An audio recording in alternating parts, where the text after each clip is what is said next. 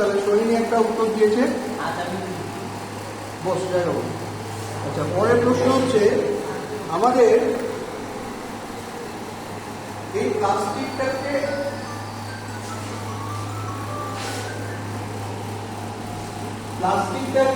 আমরা প্রকৃতির পক্ষে খারাপ বলছি কেন? প্লাস্টিককে প্রকৃতির পক্ষে খারাপ বলছি কারণ এটি সহজে মাটির মধ্যে মিশে যায় না, ফলে মাটিকে দূষিত করছে।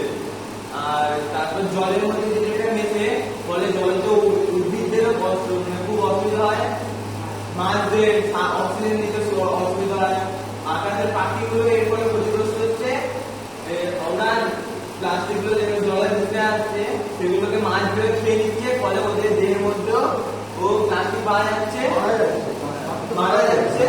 আর জলজ উদ্ভিদে যেমন এগুলোকে খাওয়া ভেবে সেও নিচ্ছে, গ্রহণ করছে। আমাদের দেহে এরকম প্লাস্টিকের যেহেতু নষ্ট হয় না, এতে ছোট ছোট টুকরো উৎপাদন আমাদের শরীরের মধ্যে মাইক্রোপ্লাস্টিকও আমাদের শরীরের মধ্যে যাচ্ছে, যার ফলে রক্ত চলাচলে বাধা হয়। ভালো তৈরি করেছে। এরপরের প্রশ্ন হচ্ছে যে 2024 সালের আমি একটা হিসেব বলেছিলাম,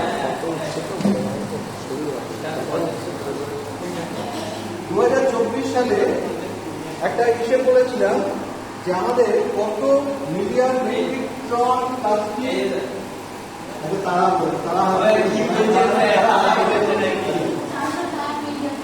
460 মিলিয়ন মেট্রিক টন বছরে তৈরি হয় প্লাস্টিক। বাবু, 460 মিলিয়ন মেট্রিক টন বছরে তৈরি হচ্ছে আমাদের দেশে।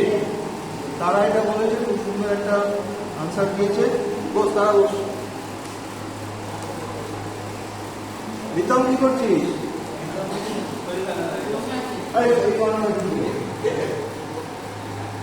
আচ্ছা, ইকোসিস্টেমে প্লাস্টিক কিভাবে তৈরি হয়? ইকোসিস্টেমে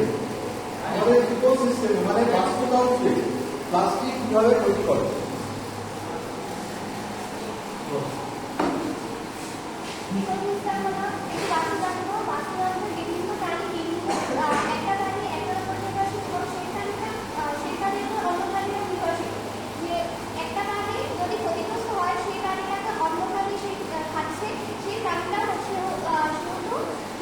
ক্লাস 10 একটা জায়গা একটু লিখে দিন না উপরে।